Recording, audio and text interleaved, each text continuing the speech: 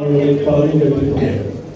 സത്യം ഒരു നാൾ വിജയിക്കുക തന്നെ ചെയ്യണമെന്ന് വിഷയമായിട്ട് തെറ്റായ വാദമുഖങ്ങൾ ബഹുമാനപ്പെട്ട കോടതിയെ വളരെ തെറ്റിദ്ധരിപ്പിച്ചുകൊണ്ടൊക്കെ പലപ്പോഴും പല കോടതി വിധികളും വന്നിട്ടുണ്ട്.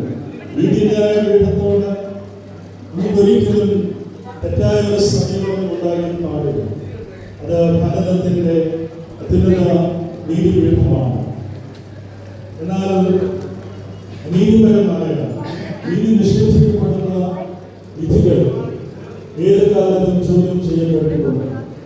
അത് ഈ പരിശുദ്ധ സഭയുടെ ചരിത്രത്തിൽ പ്രത്യേകിച്ച് 2017 കോടതി വിധിക്ക് ശേഷം സഭയ്ക്ക് നിഷേധിക്കപ്പെട്ട നീതി ഉറക്കെ സമൂഹത്തോട് വിളിച്ചു പറഞ്ഞ ഒരു സഭയാണ് നമ്മുടെ സഭ. ആ ശബ്ദം